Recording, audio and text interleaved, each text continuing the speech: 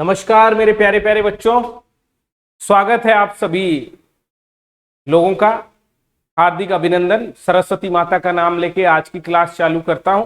और आज जो मैं आपको ये टॉपिक लेकर आया हूं, ये बहुत ही महत्वपूर्ण टॉपिक है मेरे प्यारे प्यारे बच्चों। टॉपिक का नाम है आर्टिकल 21, जीने का अधिकार।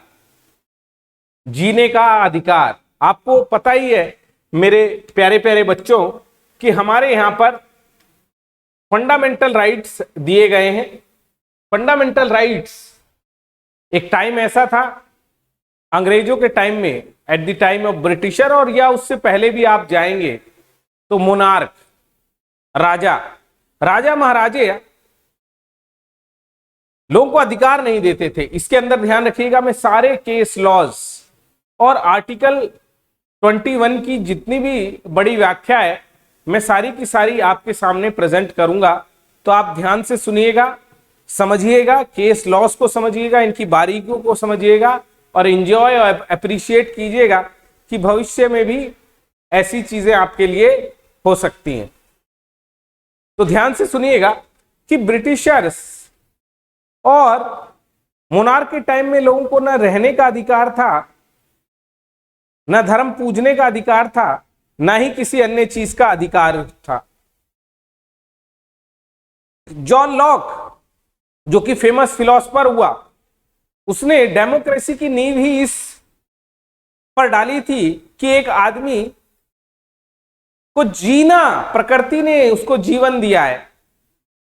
प्रकृति ने, nature has given him the birth, उसी ने उसको फ्रीडम दी है, उसी ने उसको प्रॉपर्टी दी है। तो जीवन, स्वतंत्रता और संपत्ति भगवान की देन है या उस नेचर की देन है। इसी को किसी को नहीं छीनना चाहिए, ना किसी राजा को छीनना चाहिए, ना किसी सरकार को छीनना चाहिए, ना ही किसी व्यक्ति को छीनना चाहिए। और उस जब दुनिया में डेमोक्रेसीज आने लगी तो डेमोक्रेसीज आई इसीलिए कि उन लोगों की लिबर्टी, लोगों की प्रॉपर्टी और लोगों के फ्रीडम को बनाए रख सके। लोगों ने समझौता किया, राज्य बनाया, देश बनाया, सोशल कॉन्ट्रैक्ट बनाया कि चलो आओ एक देश बनाते हैं, सरकार बनाते हैं, ताकि हमारी जान माल संपत्ति की रक्षा हो सके। और इसीलिए बहुत सारे कॉन्स्टिट्यूशनों में आप इनको देखते हो। जब भारत आजाद हुआ तो इसी को फंडामेंटल राइट के अंदर डाले गए। और फंडामेंटल राइट जिनका सरकार भी हनन नहीं कर सकती, ना लेजिस्लेचर हनन कर सकता है मेरे प्यारे प्यारे बच्चों, ना एग्जीक्यूटिव हनन कर सकता है। और उसी में जो आज हम पढ़ने जा रहे हैं वो आर्टिकल 21 है। आर्टिकल 21, आर्टिकल 21 मेरे प्यारे प्यारे बच्चों। कौन सा article? Article 21, right to life, जीवन का अधिकार। आज हम सारे केस लॉस देखेंगे इसके बारे में, गोपालन केस, मेनका गांधी का केस, और कैसे जलेबी बाई की तरह ये बढ़ता ही जा रहा है। तो आइए शुरुआत करते हैं फंडामेंटल राइट, मौलिक अधिकार और इसके सारे के सारे केस लॉस की। तो भारत में हम सभी नागरिकों को ही नहीं, व्यक्तियों को, जो भी, चाहे वो पाकिस्तान का हो, चाहे वो इंग्लैंड का हो, सभी को प्राण व देह की स्वतंत्रता का अधिकार है। Everybody has the right to life and personal liberty. क्या कहता है ये आर्टिकल कहता है, it's declared that no person will be deprived for his life और personal liberty except according to the procedure established by law. कि किसी भी व्यक्ति को विधि द्वारा स्थापित प्रक्रिया के अनुसार ही वंचित किया जाएगा। यानी कोई भी आपकी जान को नुकसान कोई भी नहीं दिया जा सकता। और अगर आपकी स्वतंत्रता को, आपके जीने की अधिकार को या आपको स्वतंत्रता को रोका जाता है तो पहले कानून बनेगा कि अगर आपने हत्या की है, आपको ले जाया जा रहा है कारावास के अंदर। If you have committed a murder and if you are taken into custody, there has to be law. उसके लिए भी क्या होगा मेरे जिगर के टुकड़ों? कानून होंगे। कानून के बिना आपको पकड़ा भी नहीं जाएगा। यही आर्टिकल 21 जब हमारा देश आजाद हुआ मेरे प्यारे प्यारे बच्चों, क्या हुआ? ये डाला गया।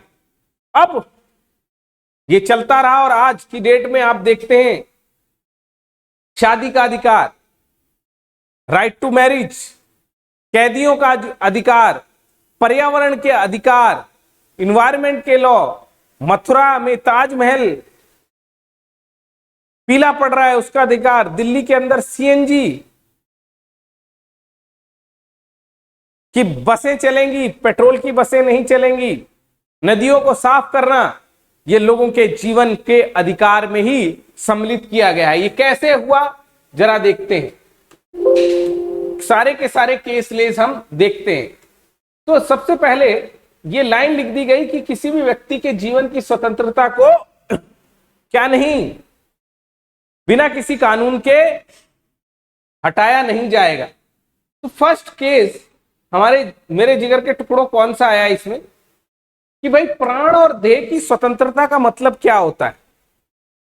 What do you mean by right to life? तो पहला मामला आया, ध्यान से सुनना, सारे मामलों को मैं ध्यान से सुनाऊंगा और इसकी गूढ़ व्याख्या भी मैं आपको बताऊंगा। मेरे जिगर के टुकड़ों, पहला मामला आया ए.के. गोपालन case versus state of Madras. इसमें सुप्रीम कोर्ट ने बहुत ही नैरो इसकी व्याख्या की, बहुत ही संकुचित। उन्होंने क्या कहा? उन्होंने एक छोटी सी बात कही, जरा ध्यान से देखना। उन्होंने क्या कहा? उन्होंने ये कहा कि किसी भी व्यक्ति की स्वतंत्रता को नहीं छीना जाएगा। इसका मतलब यह है कि किसी को बंदी ना बनाया जाए,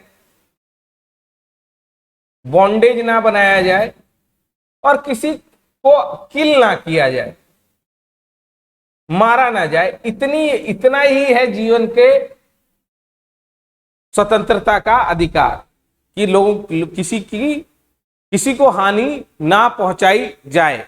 तो अगर सरकार का एग्जीक्यूटिव प्रशासनिक ढांचा किसी की जान नहीं ले रहा है, किसी को मार नहीं रहा है, तो ठीक है। तो बड़ी नैरो व्याख्या कि शरीर को हानि नहीं पहुंचाई जा रही है, तो वही ही ठीक है। लेकिन जब आगे बढ़े, मेनका गांधी केस, यहीं पर आपको procedure establish by law and procedure, due procedure of law, विधि द्वारा स्थापित प्रक्रिया और विधि की सम्मत प्रक्रिया के बारे में देखेगा। आप जरा 2 मिनट मेरी तरफ ध्यान से सुनिएगा मेरे प्यारे प्यारे बच्चों, कि जब मेनका गांधी एक लैंडमार्क जजमेंट है। मेनका गांधी का कैसा जजमेंट है? मेनका गांधी का लैंडमार्क जजमेंट है। मेनका गांधी का पासपोर्ट जब्त कर लिया था, इनके ऊपर कोई केस लगा था जिसके अंदर हिज पासपोर्ट वाज कॉन्फिस्केटेड, और ये भागी भागी गई कि मेरा जीवन का अधिकार, my right to life has been impeached upon, मेरा जीवन का अधिकार क्या हो रहा है? जीवन के अधिकार का हनन हो रहा है। सुप्रीम कोर्ट ने पूछा आपके जीवन का अधिकार कैसे हनन हो रहा है? आपका शरीर तो सुरक्षित है, your body is protected, how can you say that your right to life is in problem? उसमें मेनका गांधी जी ने ये कहा, नहीं, अच्छे जीवन का मतलब, अब ध्यान से सुनिएगा मेरे प्यारे प्यारे बच्चों, अच्छे जीवन का मतलब ये नहीं है कि मेरे शरीर की रक्षा हो। एक अच्छे जीवन का मतलब यह है कि मेरे अच्छे जीवन के लिए, राइट टू लाइफ के लिए जितनी भी चीजें जरूरी हैं, मेरे को विदेश जाना है, वो भी राइट टू लाइफ का पार्ट है। मुझे साफ पानी पीना है, मेरी हेल्थ ठीक से रहे, मुझे रोटी कपड़ा और मकान मिले। मेरे को अगर पकड़ा भी जा रहा है, तो ये सब मेनका गांधी जी ने नहीं कहा, पर मैं आपको समझा रहा हूं। उन्होंने तो इतनी बात की थी कि सिर्फ आर्टिकल 21 का मतलब शरीर की रक्षा नहीं है, बल्कि एक अच्छे जीवन के लिए, गरिमामय जीवन के लिए जितनी भी चीजों की जरूरत है, वो सब राइट टू लाइफ है, वो सब जीवन का अधिकार है। और वहीं मेनका गांधी के केस में सुप्रीम कोर्ट ने इसकी व्याख्या को आगे बढ़ाया और माना और समझाया कि right to life is not merely the protection of the body. सिर्फ आर्टिकल 21 का मतलब शरीर की रक्षा नहीं है, बल्कि एक अच्छे जीवन के लिए जितनी भी चीजों की जरूरत है, ध्यान से सुनना, अच्छे जीवन के लिए जितनी भी चीजों की जरूरत है वो भी राइट टू लाइफ का पार्ट होगी, यानी जीवन के अधिकार का पार्ट होंगी। They will be the right to property. तो पहले सिर्फ शरीर की रक्षा, merely the protection of the body. उसके बाद मेनका गांधी के केस में जितने भी चीजों की जरूरत है, the things which are needed for a good life will be the part of the right to life. वह सभी किसका होगा? जीवन के अधिकार का पार्ट होंगी। और उसके बाद तो एक बाढ़ सी आ गई मेरे जिगर के टुकड़ों, जिसके अंदर सुप्रीम कोर्ट ने दरवाजे खोल दिए कि जीवन का, अच्छे जीवन से क्या आशय है, अच्छे जीवन के साथ में आप क्या क्या डालेंगे, क्या क्या मानेंगे। और वहीं पर मेनका गांधी का केस एक लैंडमार्क जजमेंट है। और उसके बाद इसके अंदर अच्छे जीवन का मतलब अच्छी शिक्षा। मेरे प्यारे प्यारे बच्चों, अच्छे जीवन का मतलब क्या है? अच्छी शिक्षा भी होनी चाहिए। तो आर्टिकल 21A इसमें डाला गया, आर्टिकल 20A इसमें डाला गया, सभी बच्चों को अनिवार्य व निःशुल्क शिक्षा। All the people will have the compulsory education to all from age 6 to 14। उसके बाद मेरे जिगर के टुकड़ों और क्या डाला गया? आगे बढ़ेंगे तो आप देखेंगे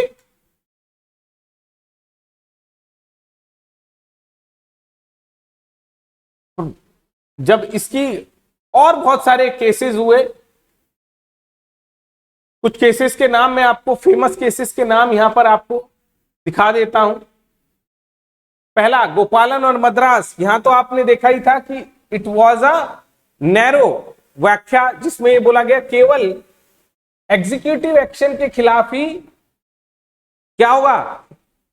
प्रोटेक्शन होगा। लेजिस्लेटिव एक्शन के खिलाफ नहीं, कि अगर कोई कानून बना के आपके जीवन की को हरता है, आपकी स्वतंत्रता को हरता है, तो यह माना नहीं जाएगा। लेकिन उसके बाद जब केस हुए मेनका गांधी में, बोला नहीं, कानून भी सही तरीके का होना चाहिए।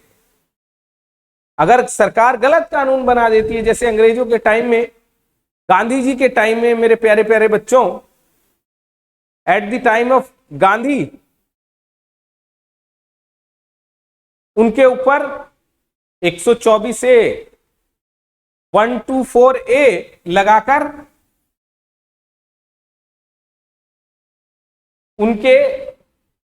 उनको कारावास, रोलेक्ट एक्ट टाइप राजद्रोह के केस में बंद कर दिया गया। क्या वो फंडामेंटल राइट्स का इंपीचमेंट था? The answer is yes. तो मेनका गांधी में बोला कि नहीं, ऐसा नहीं होगा, और उसके बाद तो ये फैलता ही चला गया। पहला केस है इलोनेस केस, मुन एंड इलोनेस केस। इसके बाद जिसके अंदर क्या बोला? गलत तरीके से अरेस्ट नहीं किया जा सकता, गलत तरीके से डिटेंशन में नहीं रखा जा सकता, वो क्या बढ़िया तरीके से आपको रखना पड़ेगा। उसके बाद मेरे जिगर के टुकड़ों और विस्तार होता है चला गया। जी, अच्छे जीवन का मतलब क्या है? अच्छे जीवन का मतलब है सम्मान के साथ जीना, right to live, meaning that we should live with the dignity, we should live with the dignity. इसके अलावा Francis Coralie versus union territory, केंद्र फ्रांसिस करोली, और इसके केस में क्या माना गया कि भाई मानव को मानवीय गरिमा, ये नहीं कि आप उसके साथ कुत्ता बिल्ली पशुओं जैसा व्यवहार करेंगे। You can not do that. You have to protect and adhere to the liberty and the dignity of a person. आपको यह मानना पड़ेगा, एक आदमी को वस्त्र देने पड़ेंगे, शेल्टर देना पड़ेगा, पढ़ने और लिखने का अधिकार देना पड़ेगा, अपने आप को व्यक्त करने का अधिकार देना पड़ेगा।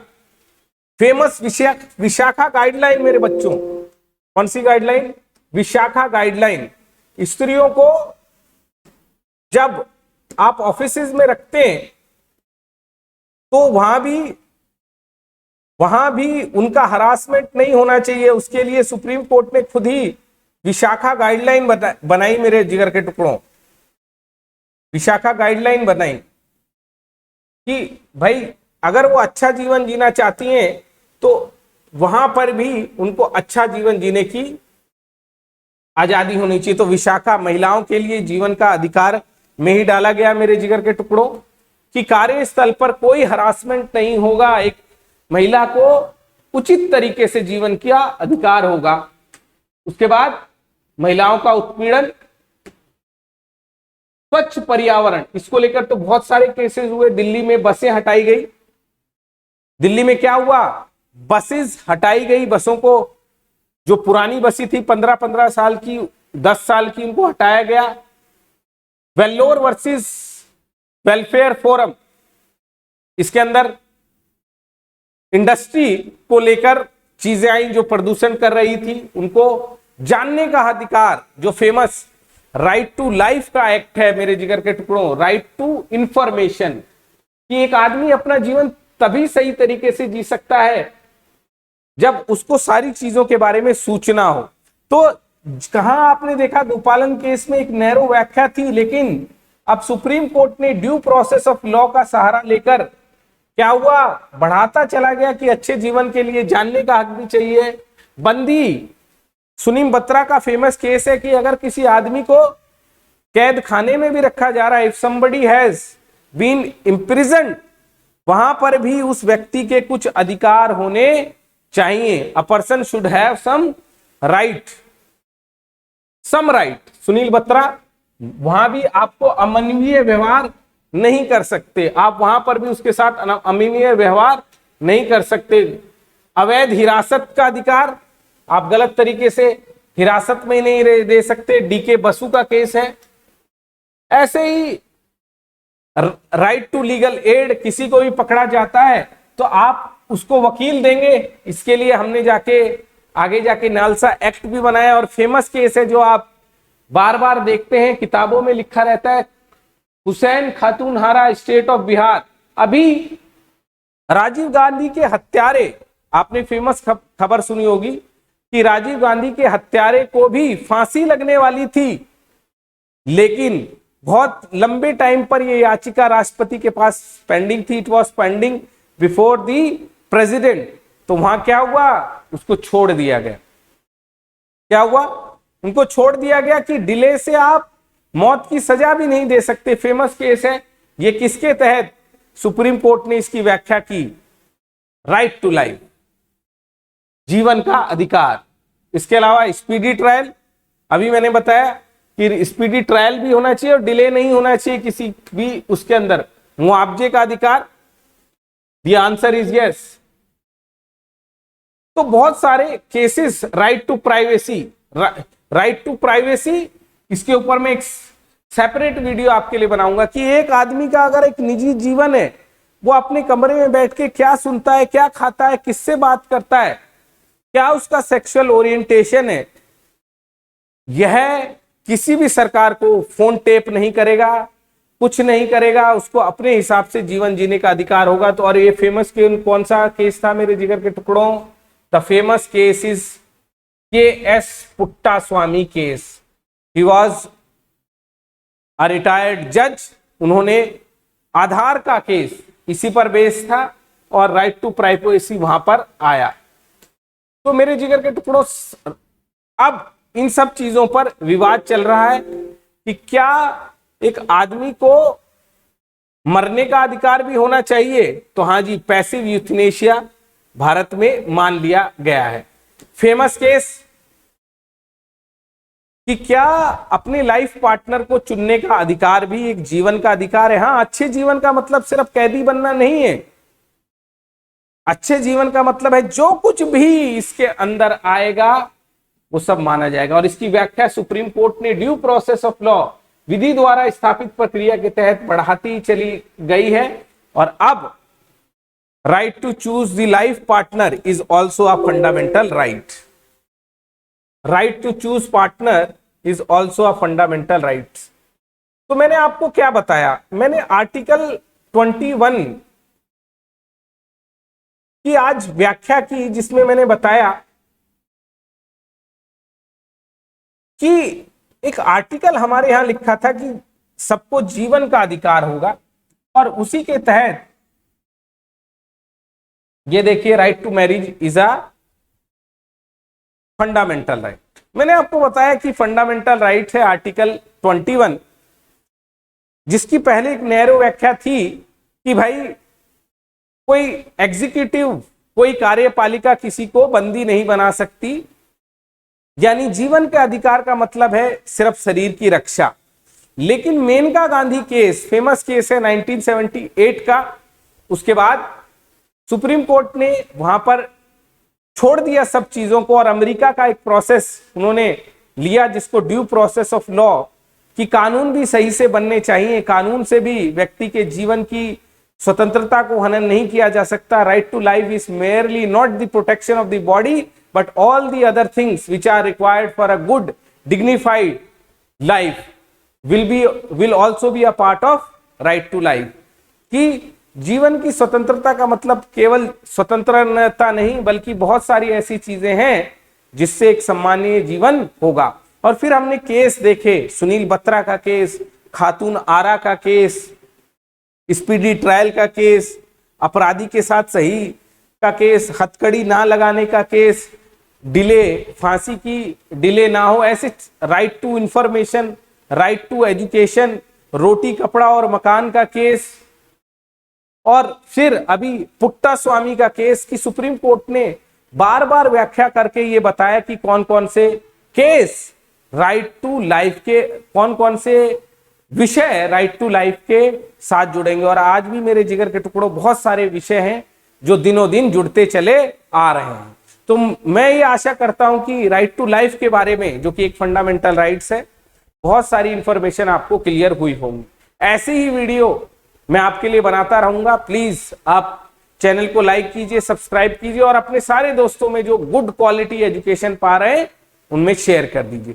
तो थैंक यू वेरी मच मेरे बच्चों, फिर और किसी कॉन्सेप्ट वीडियो के साथ हम मिलेंगे। बाय।